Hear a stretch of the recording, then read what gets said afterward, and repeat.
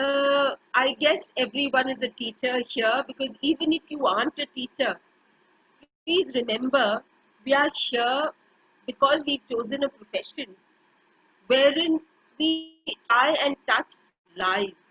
Because, I, as a parent, as a teacher, I realize that there are so many things that we do which children feel is the last word in the entire universe.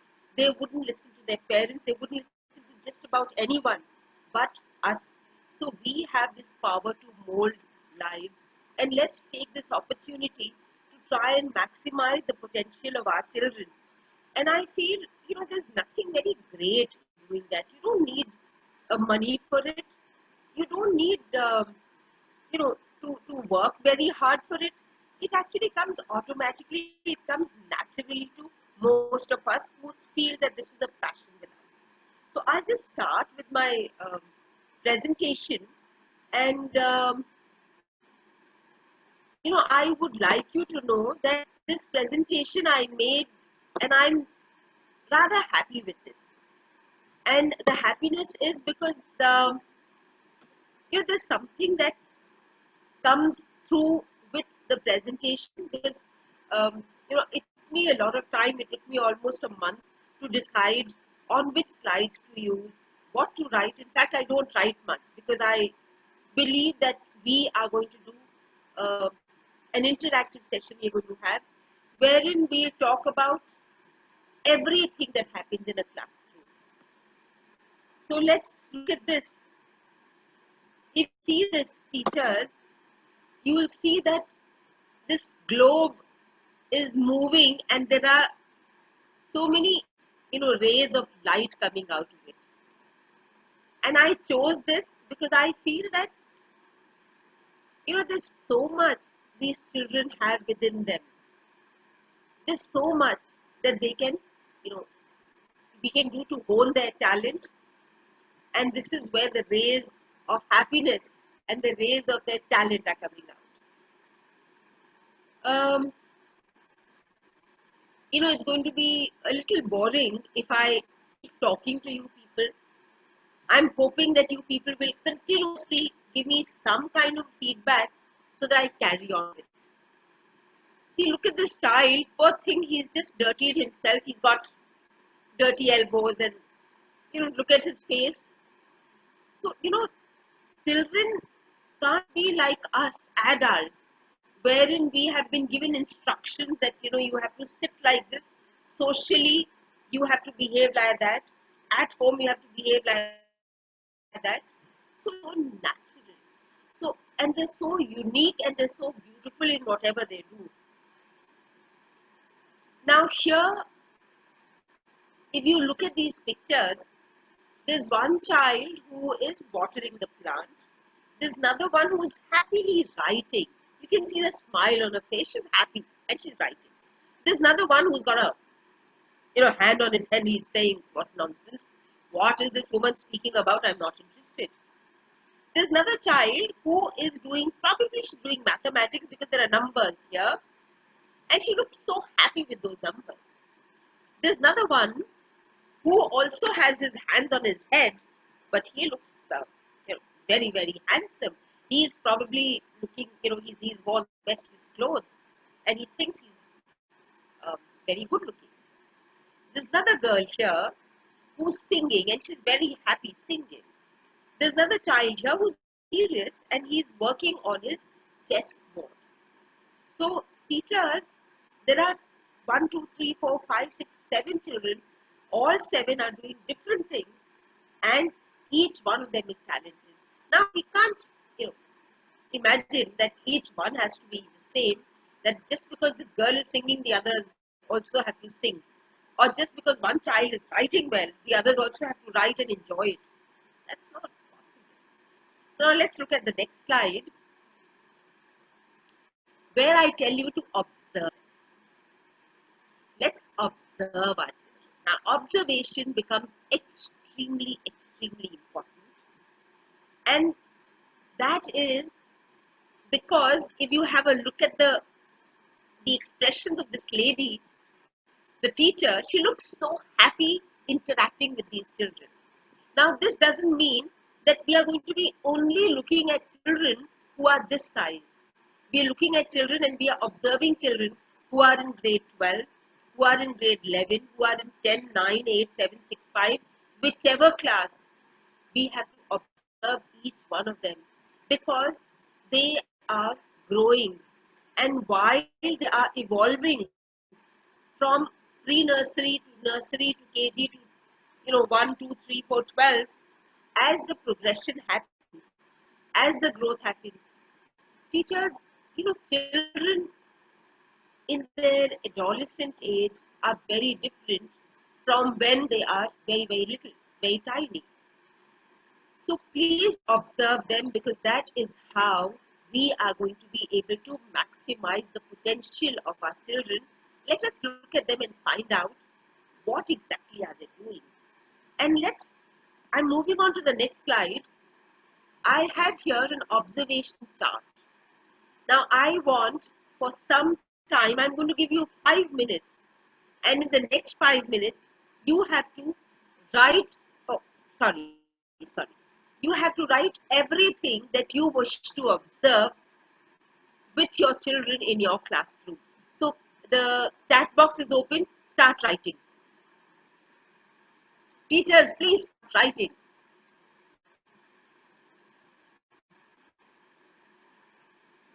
Are you writing?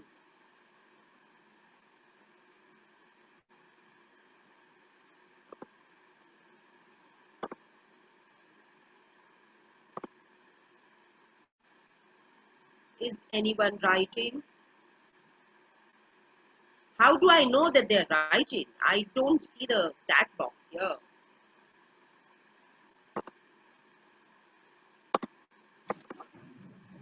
Ma'am, they've actually written, there are a lot of comments that have come in. Happiness, energy, listening, good Please sitting. give me time, please give me time. Yes. Happiness. Happiness, energy, Yes. attention, Okay. naughty, Okay, naughtiness. Yes. good sitting, good listening, good answering, Good listening, good answering, and good sitting. okay, good. And so everything has to be good, is it? So, and what else is there? Someone said positive vibes. Someone said Yes, positive concentration, vibes. Yes, and enthusiasm, concentration, enthusiasm. seeking attention, Yes, very good. Seeking attention. Yes, curiosity, great. Eagerness. Yes. even boredom. Yes, oh, very good. Okay, so let's get back to this. Now, I will show you, I've written something very, very boring, something absolutely basic. And I wanted you people to know that this is what basic is. This is names we are going to write down. If you want to take a photograph of this, in any case, I'm going to share this uh, PPT with ABA. So if they wish to keep, you can keep it. Now, let's look at listening. Now, we put these names of the children. What happens is, teachers, there's a classroom. You go to the classroom and you find there are about 20, 30 children sitting there.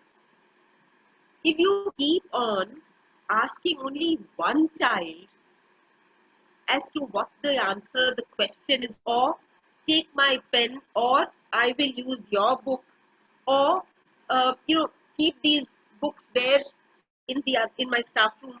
If you keep asking only one child to do all the work, the other children feel very neglected. In fact, I realized each time I would go to teach, there are children who would say, the moment you walk into the class, they'll say, "Ma'am, take my book, ma'am, take my book."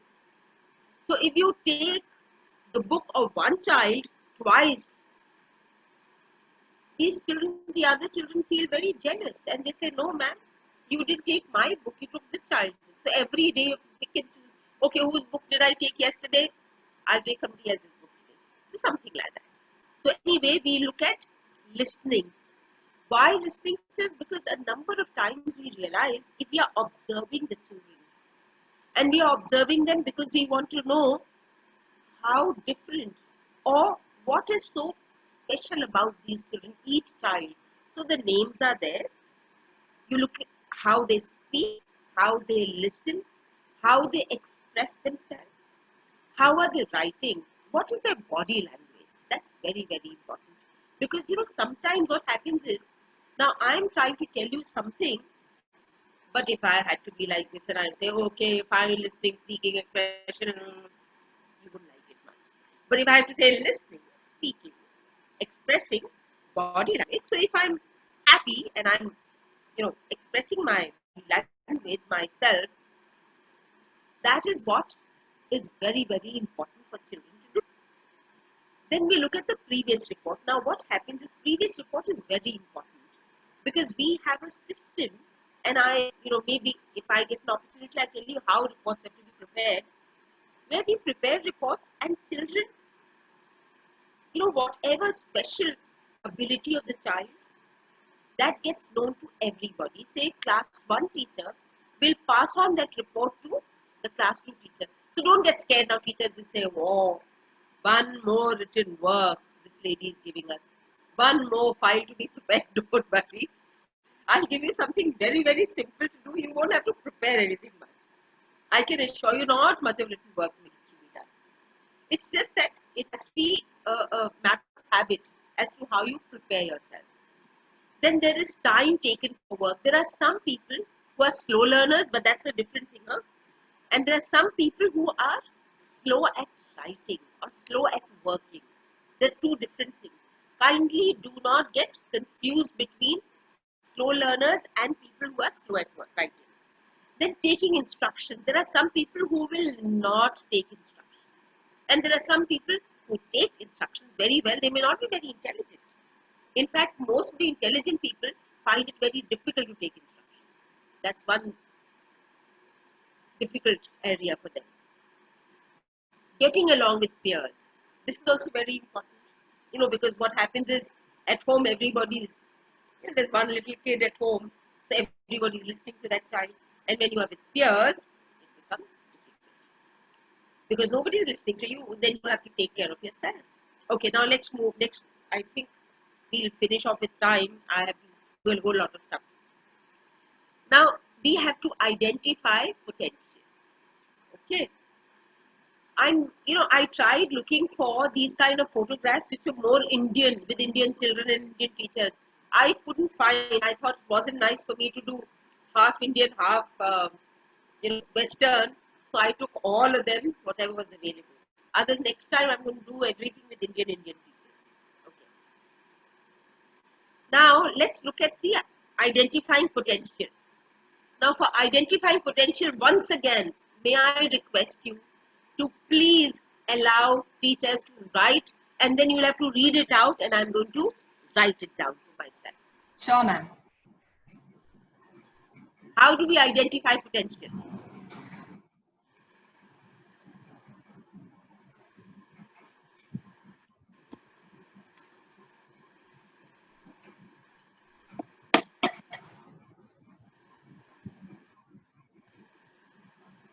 By observing what they do. Okay, and Creativity. creativity. Asking differentiated questions. Very good. Asking differentiated questions. By interacting with them. Okay. Allowing them to explore and observe. Okay. By showing interest. Great. Asking logical questions. Fine. And by the doubts that they're asking in class. Okay. So I'll move on to the next slide, where what I've done is I've just identifying potential of the students and making a student profile. So what we do is we try and find out what is the aptitude of the child. Now, to find the aptitude of the child doesn't mean you have to give them a big test and find out how are they at mathematics and English and all that. You have to over the years, if your children have been with you, you get to know what the children are like and what is their aptitude, their interests. Then what are the children they are participating in? Because sometimes they have lots of interests, but they participate in something, out of 5 interests, they're participating in only 1 or 2. So you have to know what are they participating in. Then behavior with their peers and behavior with their teachers. Sometimes, children are very clever. They behave very, especially the ones who are very good in studies, what they do is, they behave very well with teachers. And then they become teachers' pets. And then they throw their weight around and they think that they're the best in the classroom. They go and tell the children that I'm very close to the teacher, I'll go and report against you. So these children, don't trust them too much. But trust them. I mean, they're very good children. Children are very sweet, but there are children who are very, very good at studies. They are sometimes very, very clever. So be careful about that. So these people have a different, some aptitude, interest, participates in whatever behavior with peers or teachers, but excels in something very different, or excels in something, one of the 5, 6 things that the child is interested in. He or she excels in one particular thing. And of course, we have how to identify potential by observing them through creativity, giving them work, and interacting with them. All that you've written, I'm going to add on here, so it will become a complete table. So now let's move on to the next slide. Now this is something, teachers, which breaks my heart. I am not that I'm against punishment. Punishment is very, very important, and I feel it is not about physical punishment. It is also not about mental punishment. It is about a consequence of an action. When a child does something good, we appreciate the child. When the child does something wrong, we, at least we try and tell the consequences to the child. But look at the poor kid on the left hand side. Look at his size. And look at the size of the teacher. So, it's so easy for us to do something like that. And I don't know if the child all his life would remember these 2 lines meeting in that corner of the classroom, and how he would or she would ever be able to maximize his or her own potential if the child has to be treated like this.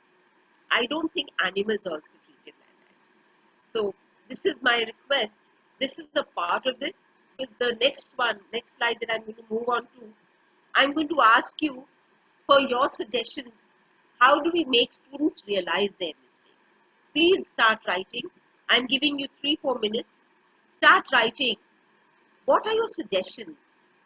How do we make students realize their mistake? Because it is not, easy for us these days to make children work the way we want them to, because times are different. But we have to. This is our responsibility.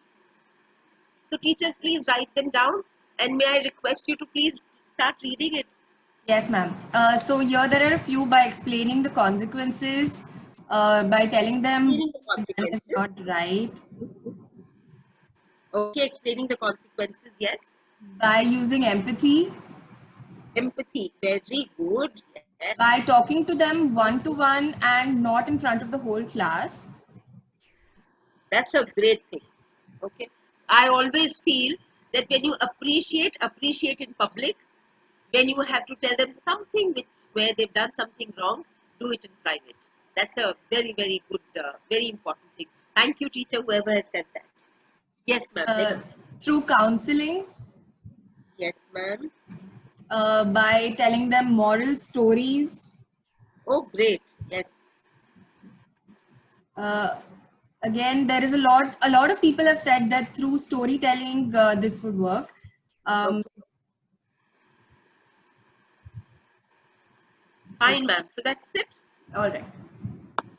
Okay. So teachers, what we have to do is, we will, I am saying whatever you've said, I think it makes a lot of sense. At the same time, we do not know where these children come from. Are they in that frame of mind to be able to take those stories? Do they need a hug? Do they need some physical contact? Do they need some time to themselves?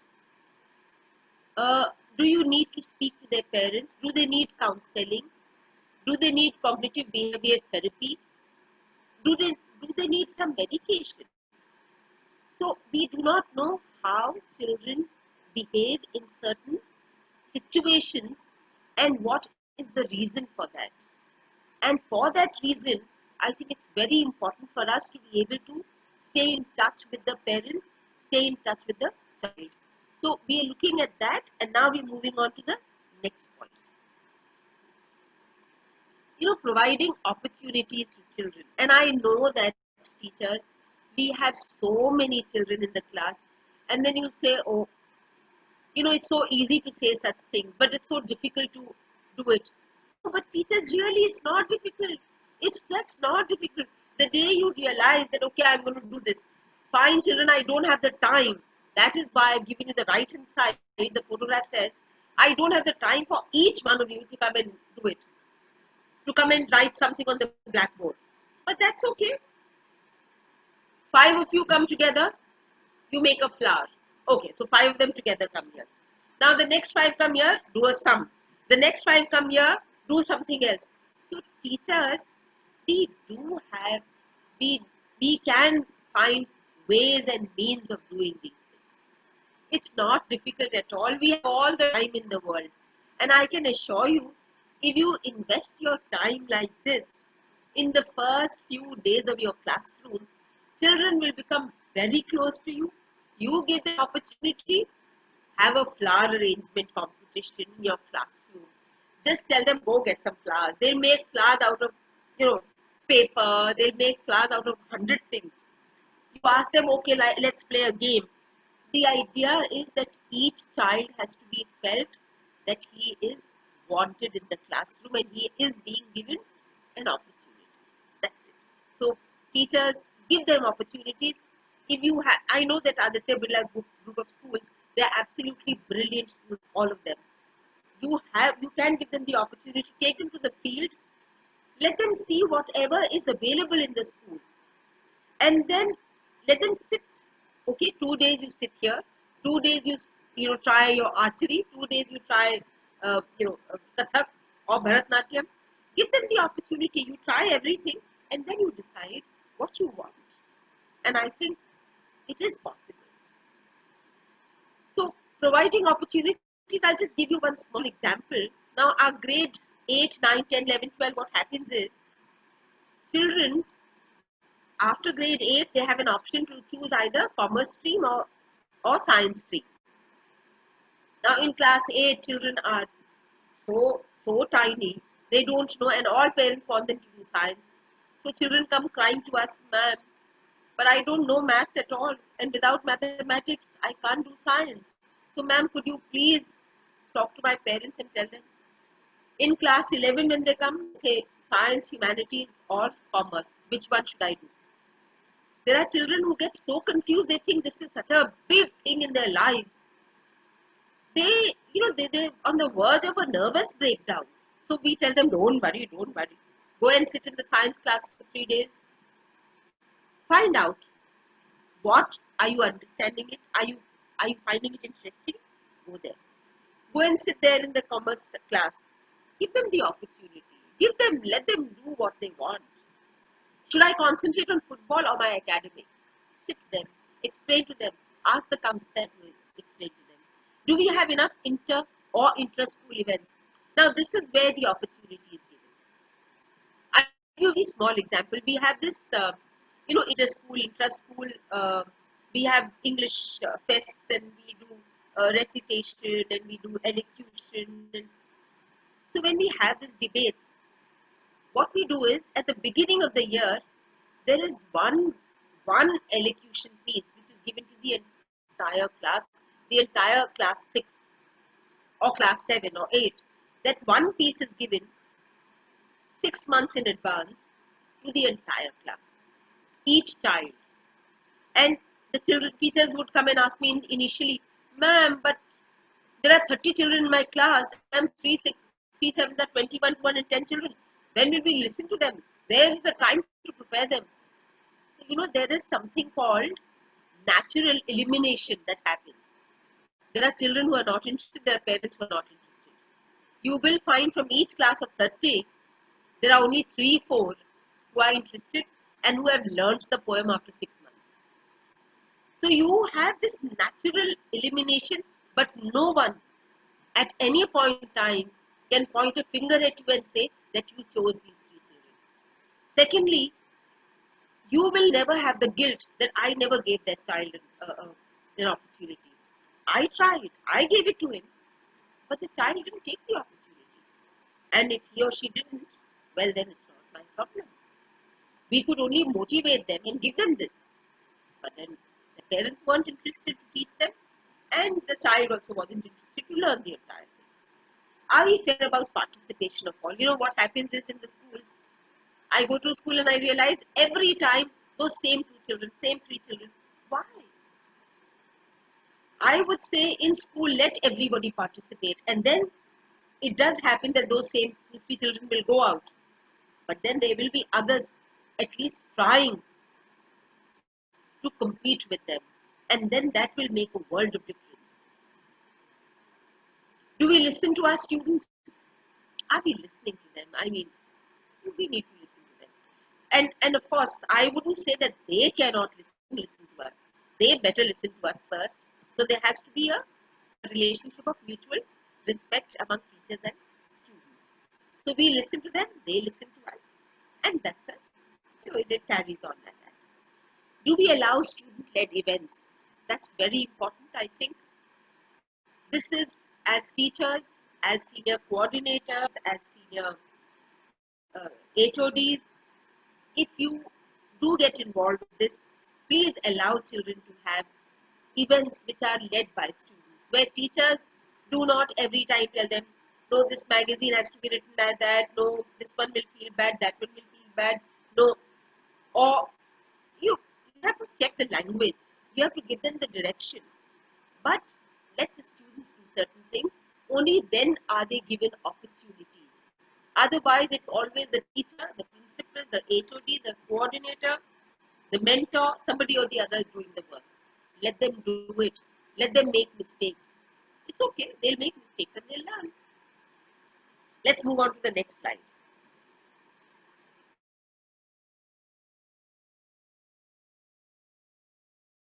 This is called Pygmalion effect.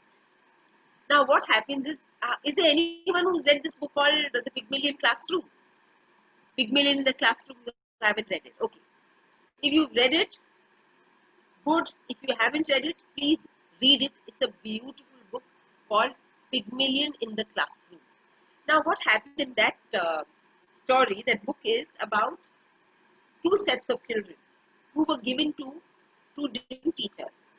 One set of children, they were at random, but there were certain expectations given to one teacher and said, this group 1, these are brilliant children. They have cleared all the examinations. They are supposed to be born with very, very high IQ. Please make sure that these children are very good. So these are self-fulfilling prophecies that these teachers make. The other group, same children at random. They picked up some children, 10 children here, 10 children there, and they said, this group of children, their IQ level is very low. And they, in any case, these people, their parents are also not interested, they're also not interested. So whatever you say, they'll do it, just somehow manage to make sure that they pass. And would you believe that this self-fulfilling prophecy comes true? Because the moment you start expecting good things from people, they start doing good things. So this is our belief about ourselves. This is our action toward others. This is others' belief about us. And this is others' action toward us. So this is only cause, influence, impact reinforcement. This carries on because if people are telling me that, you know, ma'am, you are a good teacher, I start believing that I'm a good teacher. And then I start working towards it because it has impacted me. And then I make sure that I work very hard and I become a better teacher. So this is a self-fulfilling prophecy, and I think if you people haven't thought about it, please think about it, because these are things that you can use in maximizing the potential of your students. Tell each child, you know, you're very good at mathematics. You will be able to do it. You know, I was very bad at mathematics. I tried this method and I started doing, and I'm not saying that you're not doing it. I'm sure most of you are doing it already. And that is why you're such wonderful teachers. But it's always nice to sometimes go back to these old things and learn a little more about these things. Now this is Golem effect, and I know that there are some teachers who unknowingly, I wouldn't say that they do it intentionally, because no teacher would do this to any child. So unintentionally, teachers sometimes say, oh, I knew you were going to fail. I knew you would never be able to do it. I knew you would not complete my assignment. So don't say such things. In fact, you know, I mean, as I said, there are lots of teachers who are probably more experienced than I am. There are people who are very senior. There are people who are absolutely brilliant teachers. So it's not that it's going to be one way learning. It's going to be both ways of learning, because I'm learning so much from you also when you suggested so many things. I understand that there are things that I didn't think of, and they are here on my piece of paper here. So, teachers, please try to be a little kinder to your children, and because negative expectations lead to negative results. Actually, if you feel I'm very bad, I can't do this, and you are worse than me, you will never be able to do it, and it's a self-fulfilling prophecy, whether it is Golem effect or it is what's it called, Pygmalion effect. Again, one more strategy to be able to make your children maximize their potential is dialogue, communication, feedback. Keep talking to children, communicate with them. I'm sure, you know, Aditya Birla Group schools, such good schools. I'm sure you people are doing your quality circle time. You talk to your children. Make it a little more meaningful if you can. It's nice to be able to send small little notes to your parents or emails. It is nice to be able to communicate not only at the time when a child does something wrong and you want the parents to know. Do it when you want to celebrate somebody's success. Small little things also.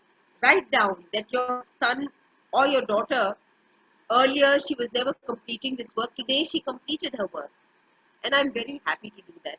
And teachers, this is not, I'm not trying to increase your work. It gives you immense happiness at the end of the day. And it's good to take feedback. You know, what happens is, if you give a positive feedback, and that does not mean that you will say, tell a teacher or a student who's doing very badly, you'll say, oh, he's done extremely well. Positive feedback would mean you will tell the parent, let's see, the child has not done very well, but he has this talent in him.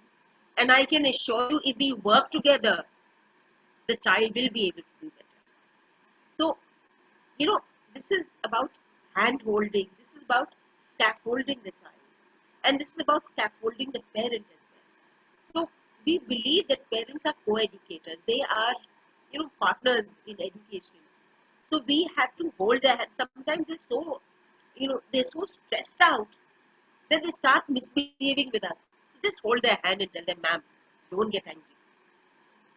Don't don't think that, you know, we're trying to say something to your child because we want to scold him. No, we're doing that because we're interested in your child. So dialogue, communication, feedback would probably help to know what are their What is their talent? So how does dialogue, communication and feedback help? I want to know that. Again, 2 minutes. And ma'am, may I request you to please tell us quickly. Yes, yes. How does dialogue, communication and feedback help us and the students?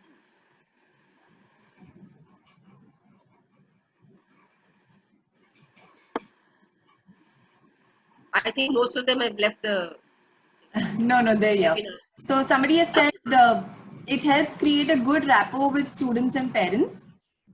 Okay. It helps us understand their struggles and give feedback. Yes. It motivates the child to do better.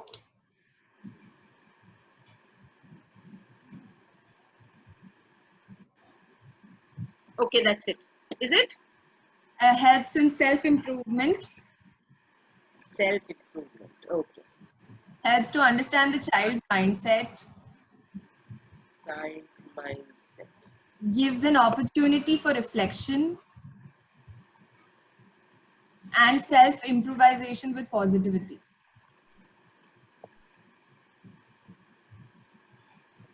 Thank you, teachers. You've been very, very good. And because I thought 1 long hour you'll go off to sleep.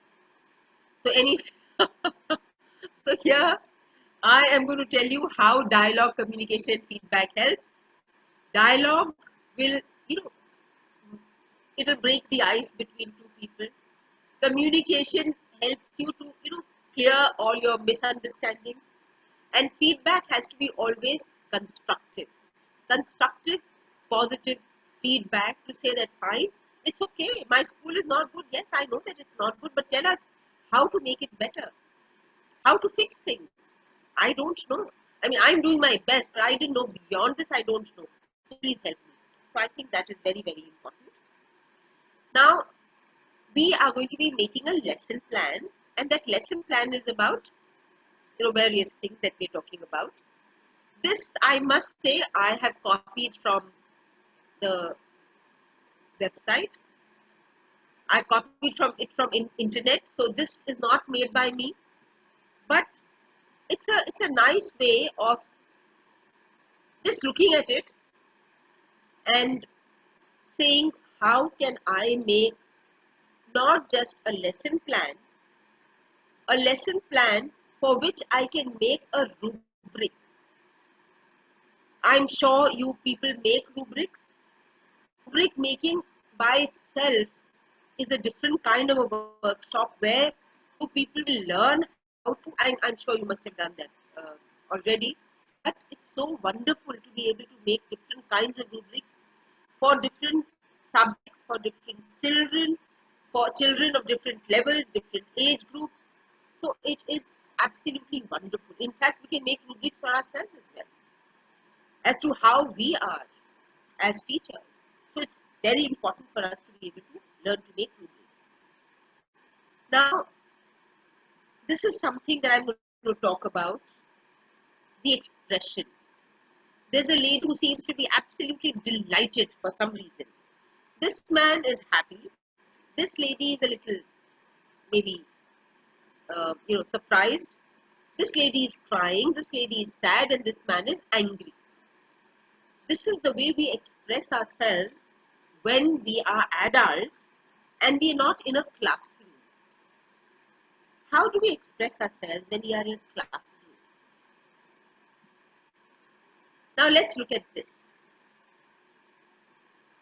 If you had to give some work to a child, say if you had to read a passage from English language, literature, if you had to, write something in your science subject, science, and you start talking to them about the observation, about drawing diagrams, about doing some experiments. So to observe them and make them and give them the opportunity and the freedom to do what they want to do, the way they want to do, that is when you will come to know how you will be able to maximize the potential of your child. that is how you will come to know what exactly does the child wish to do. What is the child's potential? How do I hone it? How do I hone the skill of the child? So there are these multiple intelligences that we talk about. This is Howard Gardner's multiple intelligence theory. And this is such a beautiful theory. I'm sure everybody has read it. Whoever has done a B.Ed has read this. But when you go through it, when you go deep into multiple intelligence theory, that is when you learn how not just children, even me, even you, I realized that when I am teaching, it was very difficult for me to sit and teach because in a webinar, you can't move around. So I have learned that I am not just a visual or a logical, because I'm a science and mathematics person. So I'm not just a logical, mathematical and visual person. I'm also kinesthetic person because if you see me, I am all the time moving around. I'm, wanting to move a little more and, get up and start moving and start telling you everything. So teachers, it is very, very important for all of us to know what are the children like. Are they body smart or people smart or word smart, logic smart, nature smart, self smart, picture smart or music smart. So what are they smart with? If we get to know about that, we will be able to help them maximize their potential.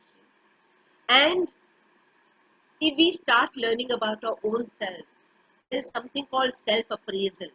So we appraise ourselves and then we ask our HODs or mentors or our coordinators to appraise us and to find out how we've appraised ourselves and then see how do I teach.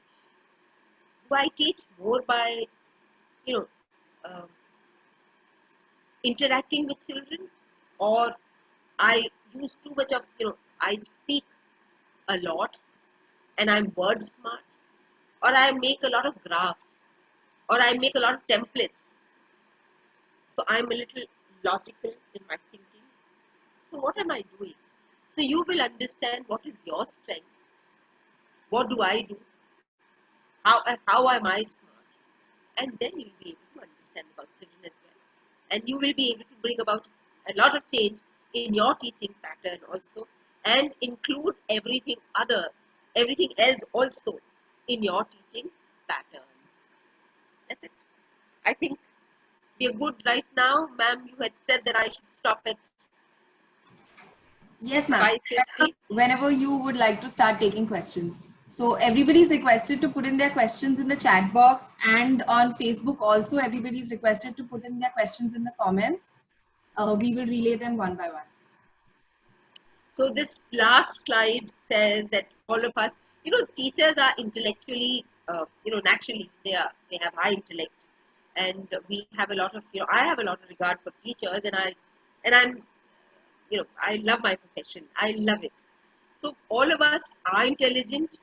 So please, um, believe and trust that your children are also as intelligent as you are, or maybe more intelligent. It's just that they haven't had they haven't led that kind of life as of now. They don't have the experience. They don't have the age on their side right now. So they haven't gone through those things in life. So your knowledge and experience may be more, but as far as intelligence is concerned, they're intelligent children. So trust them, and I'm sure they'll be able to achieve much in life. And that's it. So I'm saying thank you now, and ma'am, please give me the questions, and I'll be happy to answer if I know the answer. I'm not too sure if I know the answer. Thank you so much. Can I stop sharing now? Yes. Ma'am, can I stop sharing now? Yes, ma'am. Yes. Good evening, ma'am. It's a nice question. I'll keep on asking you the questions that are there on the chat box. No problem. Why are NCERT books not prepared, keeping in mind the multiple intelligence? Keeping in mind the Multiple intelligence. You see, sometimes I feel that, we're talking about the Tibidla group of schools, I'm talking about the heritage school. See, we're very fortunate to be teaching in schools where we have all the facilities and, we have smaller numbers. But 70% of our children in India study in government schools. And unless we have this system of professional development in these government schools where the teacher, we can add everything in NCRT. So there could be syllabus there, but who is going to teach the teachers to be able to teach that kind of a lesson? That is the problem. So unless you have, first you make provision for all teachers to be trained in multiple intelligence theory, only then will you be able to start including that in NCRT syllabus. I think so. Or maybe we could do it, the head came first or the hen came first, I don't know. So we could maybe put it in the NCRT and then start training. I could write to the, there's no harm in writing to the NCRT. Next question is how to communicate children and how to attract them to study. How to communicate with children and how to attract them to study. Sir, I'm not being able to hear you properly. Could you repeat, please? It's written how to communicate with children and how to attract them to study. This has been put up by someone, I don't know who the person is. So, ma'am, actually, what happens is, to be able to communicate with them, I think at times what we do is we talk to children and we say that, you must study, you must study. But, one day, I think the child who is not listening to you, I feel if you take the child out one day after school hours or, during free time, during break time sometimes, just sit with the child for 5 minutes and say that, if you study well, I'm very fond of you. I scold you because I don't scold anyone who I'm not interested in. And I scold you only because I want you to do well and I see that in you. I see that there's a lot of potential you have and you can do a lot of things. So let me sit with you. You tell me how can I help you. You want to complete your assignments? You say yes, ma'am. But ma'am, these assignments, ma'am, I didn't do my work for the past 10 days, 15 days. Ma'am, how will I do it? Okay, never mind. Let us start with one subject. Okay, so let's start with one subject this weekend. You finish one subject. I'll help you with it. I think that way, children, what happens is there's so much of backlog that they can't, start working from then, the current, the present. So because if you start doing work from the present, there's no connectivity from there. So try doing that. I think most of the children have this problem because they haven't been studying for some time. So how do they go back and complete all their work and, change that perception among the teachers and the principal and everybody else that I'm not that bad a child. So ma'am, so communicate with them, and I think children are children. I mean, you can turn them around. You can turn them around. They're kids. I mean, they better listen to you. I think Sir got logged out. We continue taking the questions, ma'am. Nowadays, children show more interest in subjects like science and math and not in languages. How can we encourage them to, learn languages better? It's from a Facebook viewer. From a? The question is from one of our Facebook viewers. How to encourage students to learn languages? So, you see, children like what they see, not what is being read to them. So, if you have science labs and you are doing some work in the science lab, I think if you had a language lab and if you had children doing something fantastic, a storytelling session where, you have puppets in your hands, if you have lots of animals there and you show it to them, children love it. I think it's all about, how you prepare yourself for that, the class.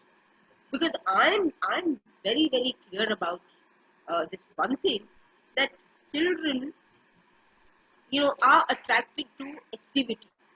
They like doing something. If somebody is doing something, they'll see it. But if they were to do something themselves, now I think the most important subject is language. And if you had one small little corner where they had lots of their clothes, old clothes or shoes, or they had their dressing corner, they had their utensils corner, you could cook up a story there itself that I'm going to take a fresh cooker. Cinderella came here, she was walking here, she's wearing a frock. I think it's Very so much true. fun to do drama.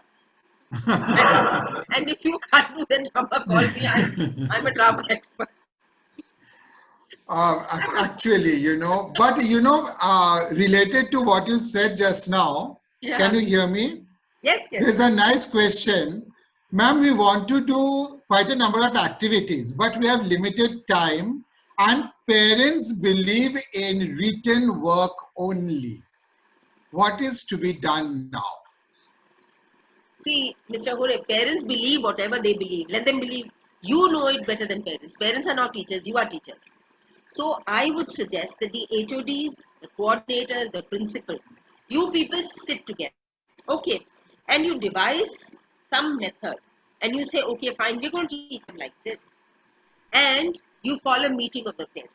And you tell them, see parents, you want children to be able to only become clerks and then write well, or you want children to be able to become CEOs and speak well, and then whatever, what do you want? So parents will say, okay, fine, ma'am, how, but this one is writing so much, that one is writing so much. Yeah, but that's okay. Let them write. They will write. They will do perfectly fine. And we are doing assessments which are open book assessments for classes 4 and 5. We are doing that. Our parents were very upset with us.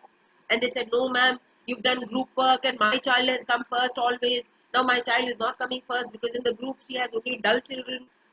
These things have happened with us in the heritage itself. When we started about 10 years ago, I started this. I said, no, we'll have different kinds of assessments and everybody will be in a group. So they said, no, ma'am, this group, we cannot do this group session because my child is first and ma'am, she's a brilliant child and all her other, the people who are there in her group, nobody gives any kind of a proper suggestion. So she's the one who does everything. So, and the others are getting marks. I mean, let it be. Let the others get marks, but she's also learning from them because I realized that she wasn't as good as she thought. She was bugging up everything and getting marks. When it came to actually, talking about it, she wasn't very good. The others were very, very good, very eloquent with their speech. Correct. I agree with you. So, How sir, to interact with the pre-primary children? Mr. Hole, Yeah. I Yeah. would suggest one. Pre-primary, you saying activities?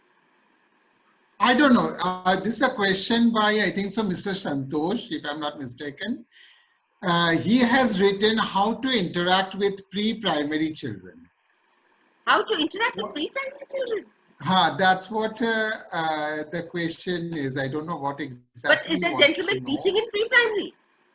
I have no idea. I Mr. Santosh, if you are there, if you could please clarify that. Interacting in pre-primary is the simplest way. I mean, I know, I so also wonderful. think so. That is the simplest way. It's so wonderful. You just sit there. What we do is we just sit there.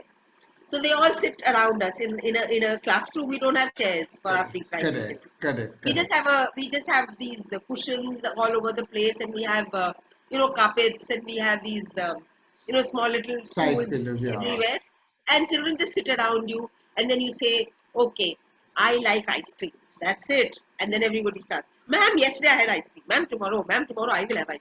Ma'am, I like chocolate ice cream. No, ma'am, he didn't have ice cream. Ma'am, I will have. Absolutely, all the stories comes up over there. Yes. Ma'am, my mother eats ice cream. Ma'am, my mother doesn't give me ice cream. So, ma'am, I have a cold. I can't have ice cream. So all kinds of stories come out. I mean, the easiest way to interact with children is from pre-primary. Yes. Another question is, ma'am, is it possible to complete our syllabus when we are following all these methods that you are talking of? Yes. In fact, this is where you will be able to complete your syllabus faster. You know why I'm saying this is, we do for history, I'll tell you, we do Lok Sabha, we do dramatics. So there are 3-4 chapters which we do to each class. And we say, okay, we are going to do this chapter, history, English. We say we will be doing a drama. And each class has 2 groups. So they are divided into 2 groups and there are 2 dramas per class. That same drama. I cannot tell you the way they learn it. They never ever forget it. Never. And they learn their dialogues so well.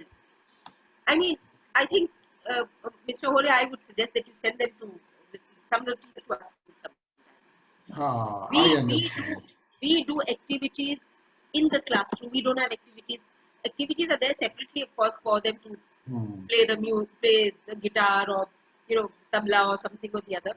But these kind of activities are a part of the curriculum, and it becomes so much easier for them to learn and to understand. I suggest you host a program wherein all the 200 plus teachers that are signed in at the moment can come over to your school and we enjoy all these programs that you are doing. Please. So that will be a great learning for every one of us, I think so. We'll have fun. It'll be good fun. How to increase the interest of students about online study? How to increase the interest in students about online study? Actually, that's the question. See, it all depends on how, it doesn't depend on, whether it is an online class or offline class. Let's accept that there are teachers who go to a class and children are very naughty in that class. And to that same class, another teacher goes and children are so happy and then they read off the work. So it all depends on how you are taking your class. I can tell you, online classes can be as interesting. You give them work to do. We're using Google Classroom. I hope we were using Google Classroom just now. I would have given you so many different things in this Google Classroom. There's this G suit, and I would have done so many stick-ons and so many beautiful things we do in our Google Classroom. So there are stick-ons also. So we write very different. So whatever you're making me write here, I would have done it on Google Classroom, and I would have had these stick-ons everywhere in my different colors and different places. And then I make children write that also. So you write, children write. So when it is an interactive session, because Google Classroom is a very interactive kind of a I know. So we do that, and then children are doing, we are doing, and then okay, switch your video, let's see. And because we have only maximum 30 children in the classroom, so we interact with children, and we find it rather nice. I mean, we enjoy class. So please make it more interesting. Make it more lively. Thank you so much, ma'am.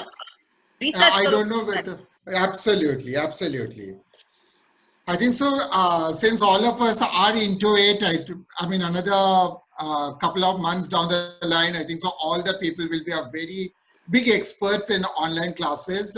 Actually, they are already expert now, but we don't know till when we have to face this situation. Just we hope not for a longer span of time. Yes. Sir, I think blended learning is there to continue. Blended learning will continue. Absolutely. I agree with you. So, ma'am, thank you so much. Yeah, please carry on. I wanted to show a few this thing, but next time I'll show them. Oh, yes, absolutely. Let it be due for the next time. Next time. Thank you so much, ma'am, for this wonderful session. It was really, really very informative. Lots of learning from here. And you made it very interactive. That was the best part of it. So all of us, everyone, I think so all the teachers got involved in writing their views in it.